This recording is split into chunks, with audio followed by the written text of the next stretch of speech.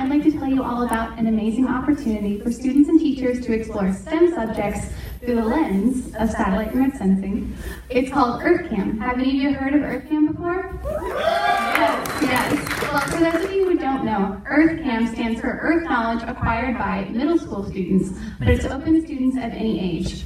EarthKAM is a permanent payload on board the International Space Station that allows students to request pictures of the Earth from the orbit of the ISS. It was created in 1995 by Dr. Sally Ride under the name KidSat. She wanted students to be able to see the Earth from the perspective of space, just like she could. It flew on board space shuttle missions until 2001 when it was moved to the ISS. Today, the EarthKAM is a Nikon SLR digital camera seen here set up in the ISS ward. As most of you know, window space is extremely valuable on the ISS, so the EarthKAM gets set up and taken back down by astronauts on board 4 to 6 times per year for its week-long missions. The EarthKAM Missions Operations Center is located at the U.S. Space and Rocket Center in Huntsville, Alabama. Students from the University of Huntsville in Alabama, work here with public and private partners to run the missions. The missions timeline looks like this. Orbits for the ISS are propagated and uploaded to the EarthKAM website for students and teachers to use to request their images. Then the EarthKAM team compiles these requests and uplinks them to a laptop on the ISS. The laptop controls the camera and tells it when to take a picture. And then the images are downlinked back down to the EarthKAM team where they complete any necessary image processing before uploading them back to the EarthKAM website for students and teachers to see. The EarthKAM can take pictures with 2 different lenses, a 50mm lens for wider shot pictures and a 180mm lens for more zoomed in pictures that get swapped halfway through the mission. These 2 examples are both of New Zealand, and on the left you can see one of my favorite images, the filming location of Mordor from the Lord of the Rings films. So here's some more imagery. Can anyone guess where this image was taken? Yes, the Mississippi River Delta. The center of this image is only 90 miles away from where we're sitting right now. Let's try something a little bit more challenging. Where was this picture taken? No, not New Zealand. We've already done 2 of those. This is of the active Nantai volcano Cam.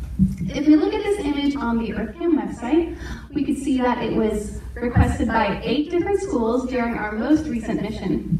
This mission, Mission 59, saw participation from 375 schools and 31,000 students that took almost 8,600 photos combined, represented from 40 different countries. We can look at which locations get the most photo requests from missions 50 through 57 on this heat map. You can see that some locations get more love than others from the students. But let's zoom into one of these hotspots and see what we can learn from EarthKAM in STEM education. The group on Earth observations has outlined 9 areas of scientific research that benefit society the most. The UAH EarthKAM team uses these 9 areas to create value-added products that show students what we can learn from satellite imagery. For example, a student might be interested in learning what kind of animals and plants live in India, so they could request an image and learn about that through the lens of biodiversity, and also learn why biodiversity is important in the first place, and maybe what kind of human activities threaten it.